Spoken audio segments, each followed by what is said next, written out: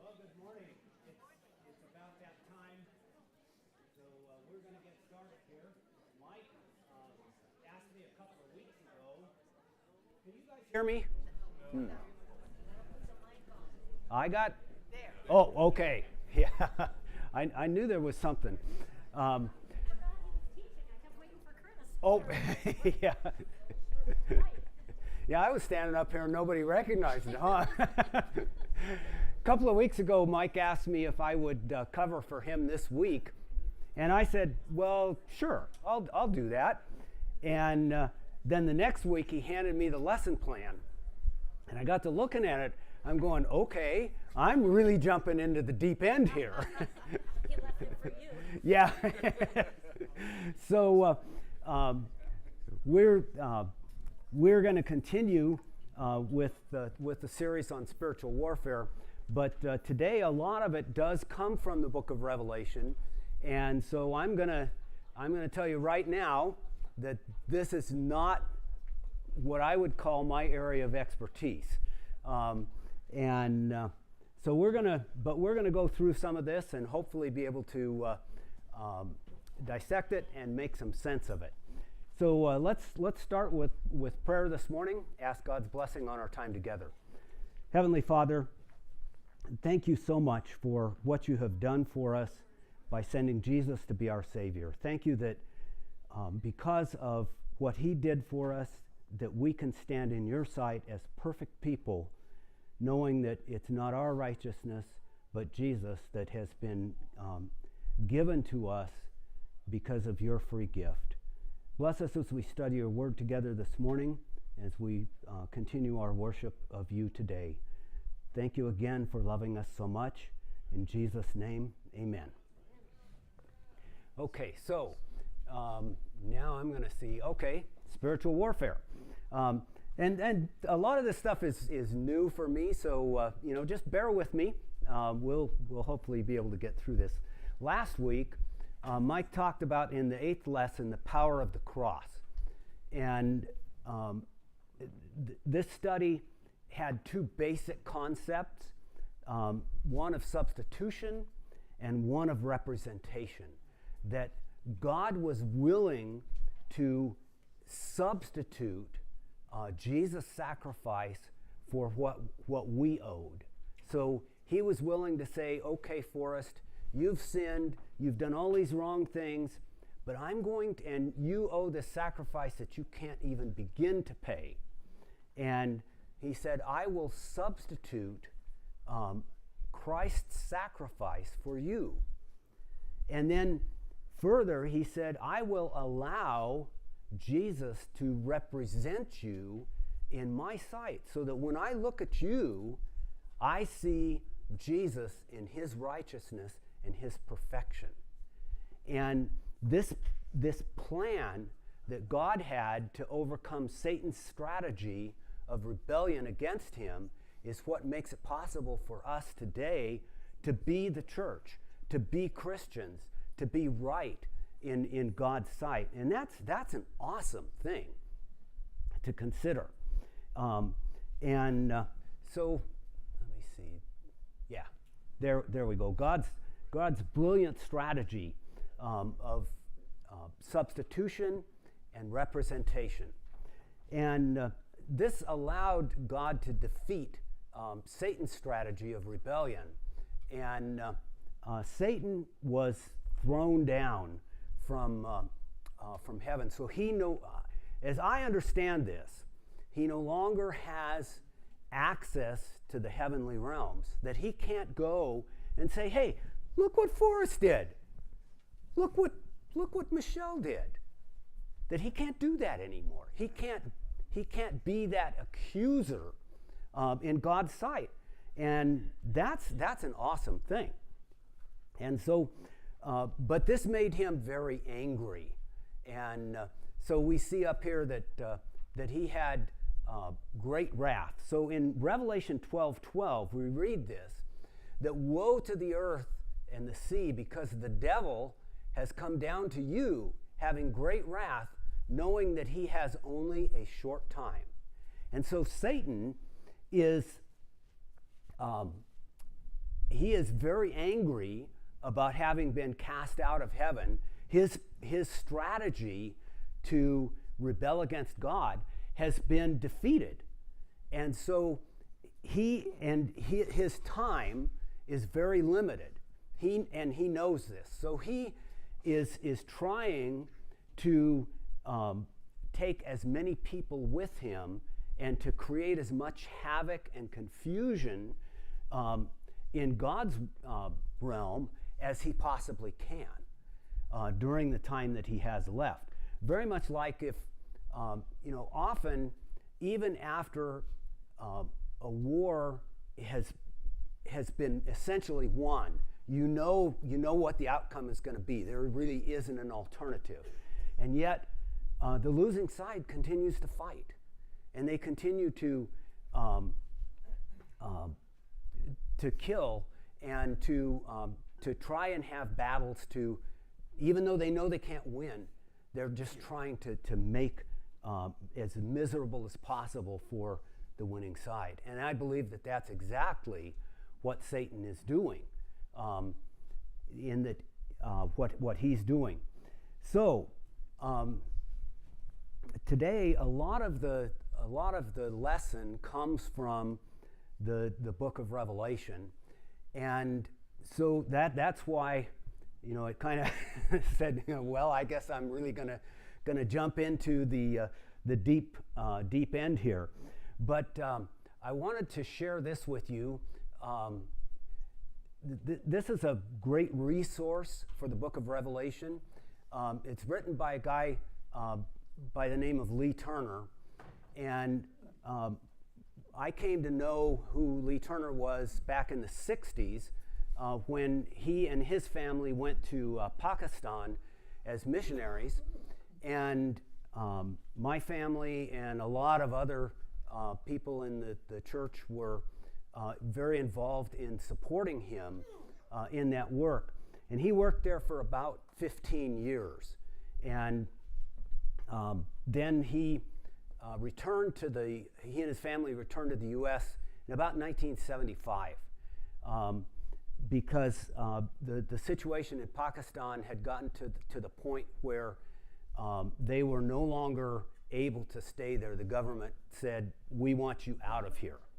And so they returned to the U.S., moved to the Seattle area, and began a radio ministry in the Urdu language, reaching out to the Southeast Asian area on shortwave radio.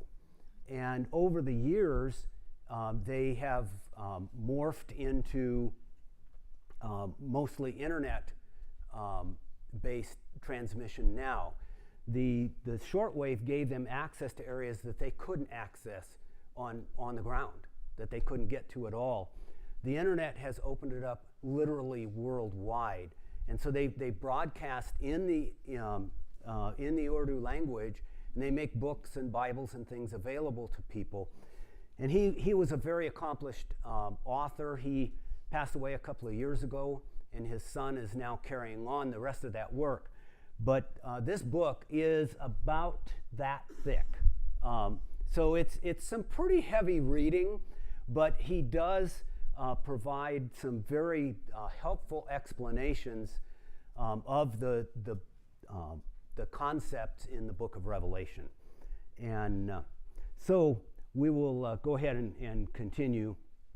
I wanted to make that available to you because it is a good resource in understanding a difficult subject.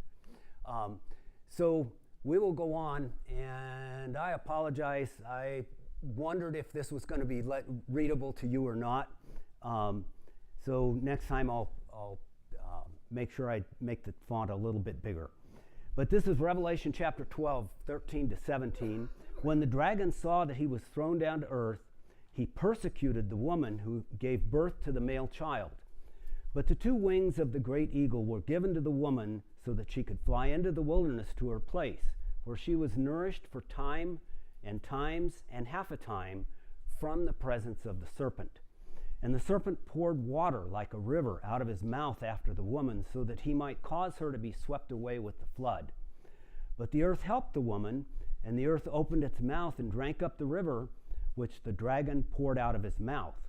So the dragon was enraged with the woman and went off to make war with the rest of her children, who keep the commands of God and hold the testimony of Jesus. So let's analyze this a little bit and see if we can unpack some of this. What was Satan's first reaction? It was persecution. Satan wanted to persecute the woman. And so he immediately went after her. Now, one thing, you have to back up just a little bit, because Satan had been, this dragon that we understand to represent Satan, had been waiting as the woman was about to give birth, and was hoping to destroy the child that came out immediately at birth. And interestingly enough, that is exactly what happened when Jesus was born, because Herod had requested from the wise men to be told where the child was so that he could go and kill him. When he couldn't find him, he then went and destroyed all of the children under the age of 2.5, or the male children under the age of 2.5 in the area of Bethlehem. So he was furious, and so his first attempt to destroy the child failed. And so he went on to continue this persecution, and in Revelation chapter 12, verses 1 through 6, there was a sign that appeared in heaven, and this was a woman clothed with the sun, the moon, and a crown of 12 stars. And so thought, well, okay, let's look at who the woman represents. And there are a lot of opinions about this. The Catholic doctrine is that this represents Mary, that the woman represents Mary.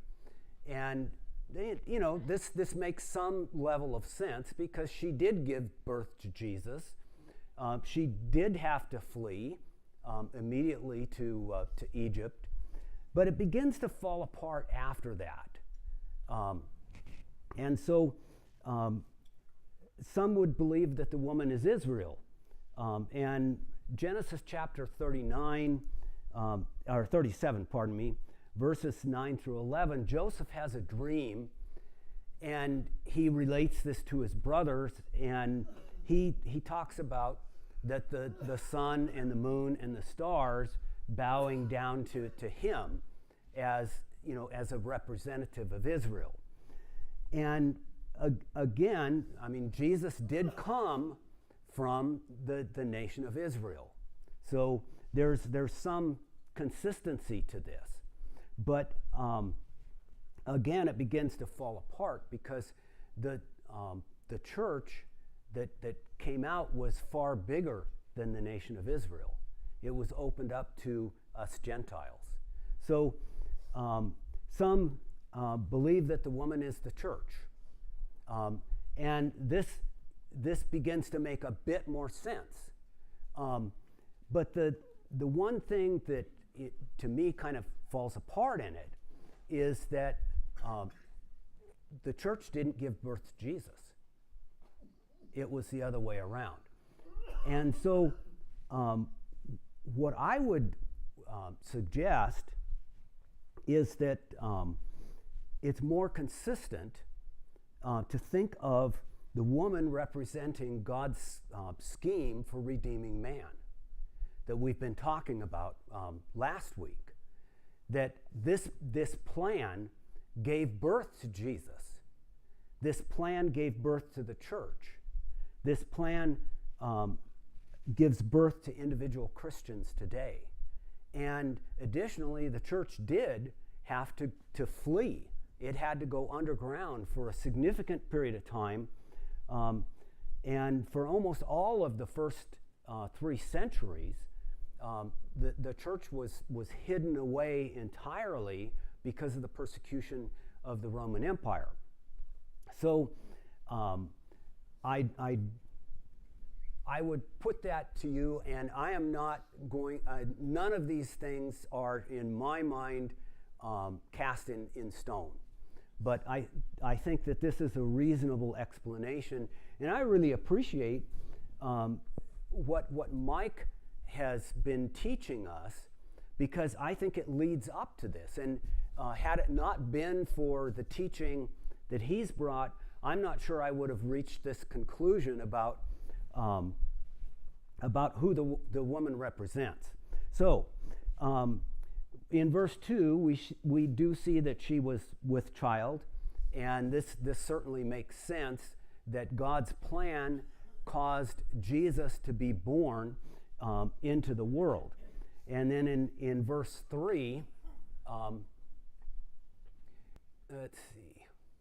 Wow. Okay. Verse 3, we see that there was another sign, this great red dragon, and this is another figurative representation. And we've talked about this a little bit before, but it's pretty easy to understand this one as being representative of Satan and those who do his work. And in the time when John wrote, the Roman Empire was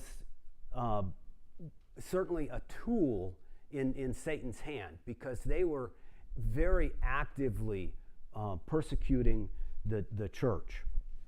And so this the great red dragon had the idea to devour the child. This is in verse 4. And Satan did. I mean, he warred with Jesus all through Jesus' life. He has continued to war with the church that Jesus established, and will continue this war against God and everyone who represents God until the end of time, when he is finally entirely vanquished. So the child that was born certainly represents Jesus Christ. That's I think that's very obvious. But yet, then he, in turn, established the church. And verse 5 says that the child who descended from Israel, she gave birth to a son, a male child, who is to rule all the nations with a rod of iron, and her child was caught up to God and his throne. And certainly that is what Jesus did. In Psalm chapter 2, verses 1 through 9, speaking prophetically, it says, "You shall break them with a rod of iron. You shall scatter them like earthenware." And then in Revelation, the 19th chapter, in verse 11 to 16, I'm going to read verse 15, says, "From his mouth," talking about Jesus, "comes a sharp sword, so that he may strike down the nations, and he will rule them with a rod of iron. And he treads the winepress of the fierce wrath of God, the Almighty. And on his robe and on his thigh he has a name written, King of Kings and Lord of Lords." In verse 5, we see there that Jesus was that he was taken up to God and his throne. And that happened very shortly after these things. And actually, John is looking back. And this is one of the cool things that you kind of have to understand about the book of Revelation in particular, is that John was looking into heaven. And in heaven, there isn't any time. And so he could look back, he could look forward, he could look at the present, and they were all kind of in the same plane. And so he was seeing things related from before the time that he wrote, way into the future after he wrote, but seeing all of these things in heaven at the same time. So kind of an amazing thing. And then in verse 6 says that the woman was nourished for 1,260 days. And there's lots of ways to look at this. It also says, calls it times, and half a time. Usually in prophetic language, the times, and half a time will relate to years. And usually when it talks about days, they are also typically representative of years. Now, and there's a couple of things, and I would not want to be very dogmatic about any of this, but if you look at it as being 3.5 years, and you say that, well, each year represents a century, then Galerius, emperor of Rome, started a horrible persecution against Christians in about the year 300. And then that persecution was ended in the year 311. And so the church finally was able to come up from underground in the 3rd century, or that was actually the 4th century, I guess. So that's one possibility. Also, the 1,260 days, if you call them years, makes a certain amount of sense, because in the 1300s, after years of the domination of the Catholic Church and all of the corruptions of it, the people began to question some of the things, and so there were people who were beginning to ask questions about the teachings of the Catholic Church, and the 1300s kind of became the foundation for the Reformation movement that happened in the 1400s. So that's a possibility. I can't get too dogmatic about any of these, but then we continue, and in Revelation chapter 12, verses 7 and following down to 13, there was war in heaven, Michael and his angels waging war with the dragon. The dragon and his angels waged war, and they were not strong enough, and there was no longer a place found for them in heaven. And the great dragon was thrown down, the serpent of old, who is called the devil and Satan, who deceives the whole world. He was thrown down to the earth, and his angels were thrown down with him. And certainly in this time, John interprets it. He says that the dragon is Satan, or the devil. And in John's time, Satan was working through the Roman Empire as being the leading agency of the day, and they were persecuting Christians in ways that just boggle the imagination. And we're gonna talk about that a little bit more later, but they continued that. And then in verses 13 to 14 of the same chapter, when the dragon saw that he was thrown down to the earth, he persecuted the woman who gave birth to the male child. But the two wings of the great eagle were given to the woman so that she could fly into the wilderness to her place, where she was nourished for time and times and half a time from the presence of the serpent. So Satan's first reaction was to persecute the church, the people of God. And this was for a time that was allowed by God, but the persecution didn't vanquish the church. It didn't have Satan's intended effect, because the church continued, even though underground and having to literally hide for their lives from the Roman Empire, the church continued to flourish. Interestingly enough, God I think liked the concept of the wings of an eagle for rescuing his people, because way back in the Old Testament, in the Exodus, the 19th chapter, verse 4, God says, "You yourselves have seen what I did for the Egyptians and how I bore you on eagle's wings and brought you to myself." And so God's response to his people in this time of persecution was to support them and to give them what they needed to be able to survive. And I believe that that's something that God continues to do, that he provides for all of us as his people to be able to survive whatever comes our way. Now in this case, it says that the serpent poured water out of its mouth, which is a really interesting idea. Normally you think of a dragon pouring out fire. But in this case, he poured out water like a river out of his mouth after the woman, so that he might cause her to be swept away with the flood. But the earth helped the woman, and the earth opened its mouth and drank up the river which the dragon poured out of his mouth. So what about this that came out of the dragon's mouth?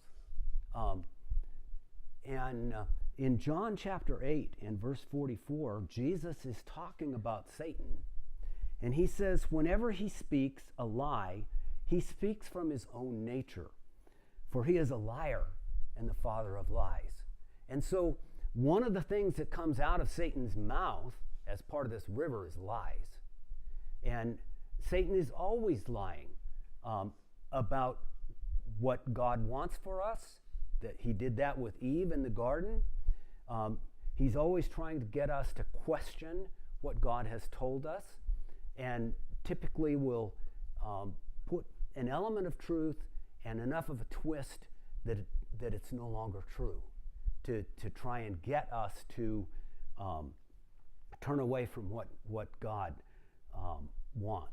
In Hosea, the 5th chapter, and verse 10, Hosea is talking about the people of Judah, and he says, "The princes of Judah are like them that remove the landmark. I will pour out my wrath on them like water." And so from Satan's mouth come lies and corruption and evil and hatred and wrath. And so he is constantly assaulting us with this. So how did the earth open its mouth and drink up the river? And I believe that there are some scriptures that will help us to understand this. I believe that the earth here is what Jesus called the world, that it is the world that surrounds us, and the world that typically has not accepted God. So in John, the 15th chapter, and verse 9 through 21, Jesus says, "If you were of the world would love its own. But because you are not of the world, but I chose you out of the world, because the world hates you.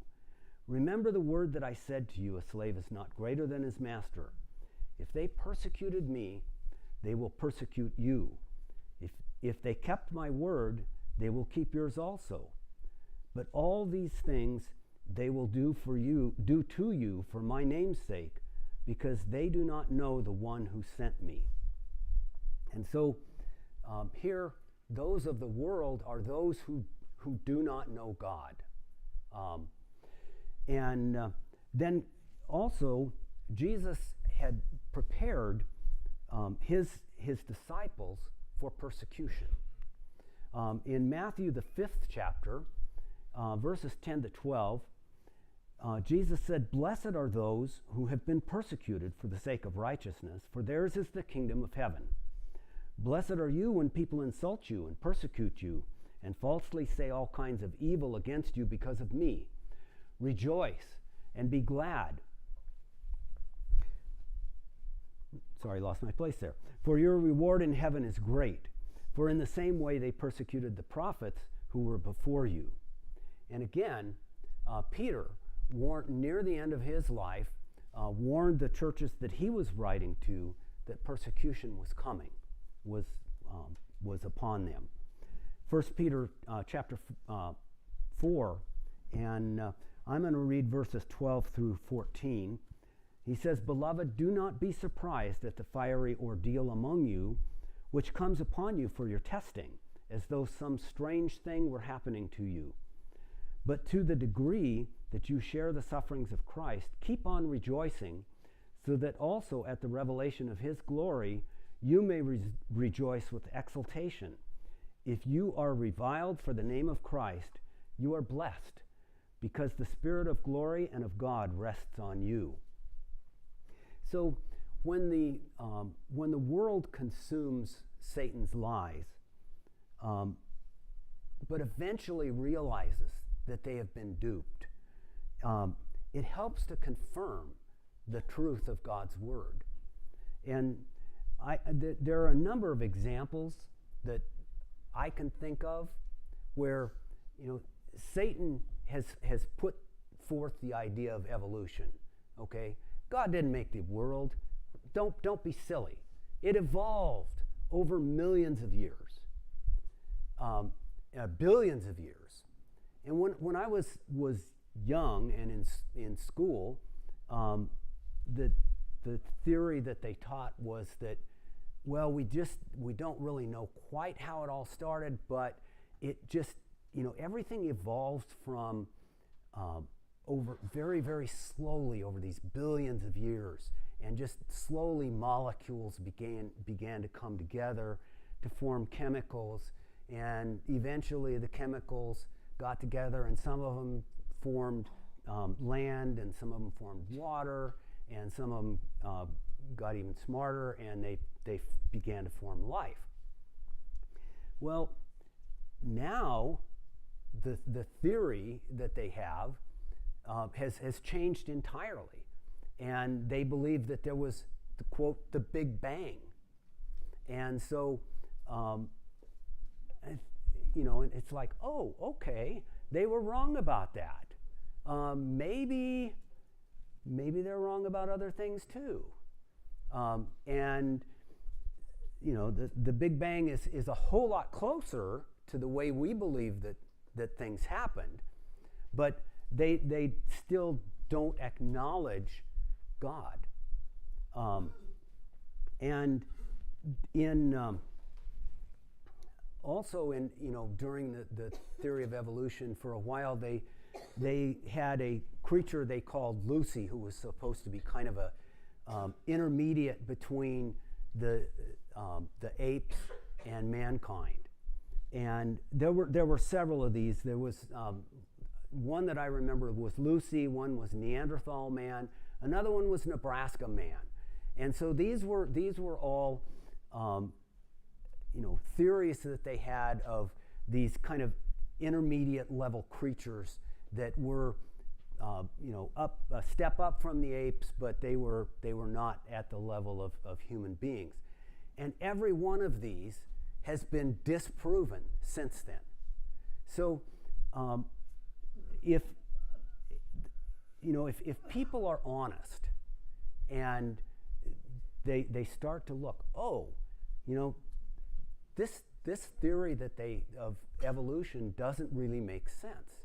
And so as this is consumed by the world and begins to be disproven, it actually does help, because people who can look at things honestly say, you know, maybe there's something else. Maybe this is not what what we have been taught here. So, that's one idea of how the earth helped the woman, that actually helped God's plan of salvation for mankind, is that it eats up some of these ideas, and then eventually they're disproven and shown to be false, and so it helps to open people's minds to the message of the gospel. I wanted to share a little bit with you. This is from a book by Philip Schaff, The History of the Christian Church, and begins to describe some of the rest of the fulfillments of this prophecy. And actually, that's fairly legible. And I have to tell you, Mike did this one. I did the other one, so you know who does a better job. Okay, but I'll go ahead and read this to you. The persecutions of Christianity during the first 3 centuries appear like a long tragedy. First, foreboding signs, then a succession of bloody assaults of heathenism upon the religion of the cross. Amidst the dark scenes of fiendish hatred and cruelty, the bright exhibitions of suffering virtue, now and then a short pause, at last a fearful and desperate struggle of the old pagan empire for death, life and death, ending in the abiding victory of the Christian religion. Thus, this bloody baptism of the church resulted in the birth of a Christian world. It was a repetition and prolongation of the crucifixion, but followed by a resurrection. And so, certainly in the early church, in the first 3 centuries under Roman persecution, the sufferings that the Christians went through were unimaginable. They were fed to lions in the Colosseums. They were dipped in tar and then impaled on posts and lit on fire to be human torches. And just on and on and on the persecution went. Then another, let's see, okay, yeah. This continues on in the passage from Schaff's book. The persecutions continued with interruptions for nearly 300 years. History reports no mightier, longer, and deadly conflict than this war of extermination waged by heathen Rome against defenseless Christianity. It was a most unequal struggle, a struggle of the sword and of the cross. Carnal power all on one side, moral power all over on the other. It was a struggle for life and death. One or the other of the combatants must succumb. A compromise was impossible. The future of the world's history depended on the downfall of heathenism and the triumph of Christianity. So Satan used the Roman Empire to persecute the early church in just a horribly graphic fashion. But this failed because the church continued. It was not able to be wiped out. It didn't succumb to the persecution. And the majority of Christians who faced this persecution were willing to stand and to die for what they believed and not to renounce it in the face of this persecution. And so John was helping to equip the early church for what they were going to face in the near future. And in the early part of the book of Revelation, John talks to the people he's writing to, and he says, I'm writing these things to you so that you will be aware of things that are going to be happening shortly or soon. So he was giving them these predictions and these pictures to help them to understand what was going to be coming on them. And in chapter 12 and verse 17, wait a minute, I'm sorry, I got one ahead of myself there. Revelation chapter 12 and 17, that Satan went to make war with the rest of her offspring. And so the woman gave birth to the child, Jesus, and then she had all this other offspring, which is us today and the church throughout history, those who believe what God has done for us. And so Satan's effort here to destroy the church just failed. And if anything, it actually helped to build and to make the church stronger and more convinced of what was right and what they were doing. So then there's one more passage that wanted to share from Schaff's book. As the persecution raged, the zeal and fidelity of the Christians increased, and martyrdom spread as by contagion. Even boys and girls showed amazing firmness. In many, the heroism of faith degenerated to a fanatical courting of death, as confessors were almost worshipped while yet alive.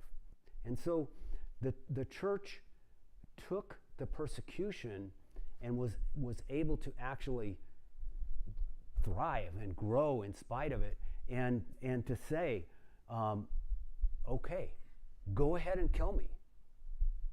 These people were convinced. So ultimately, and finally, and eventually, the old Roman state religion became exhausted. And so the Romans realized that they could not extinguish the church. And fascinatingly enough, this emperor Galerius, who ended the initial persecution, had actually started one of the most vicious persecutions of the church. But he became ill and had something that he knew was going to make him die. And he thought, well, maybe there's something to this Christianity.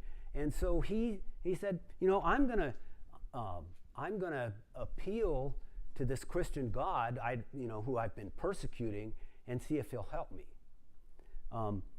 It kind of reminds me a bit of Scott Adams, who recently passed away. He was the creator of the Dilbert comic strip, and he was famous for being agnostic. He didn't believe in God. Now, finally, at the end of his life, he said, hey, maybe there's something to this, and so I'm going to, quote, convert to Christianity in hopes that that if there is something to it, I win. And if there's not, well, I haven't lost anything. Not a very, and I don't want to read any more into that. That's just what the man said. But it seems like that's what Galerius was doing too.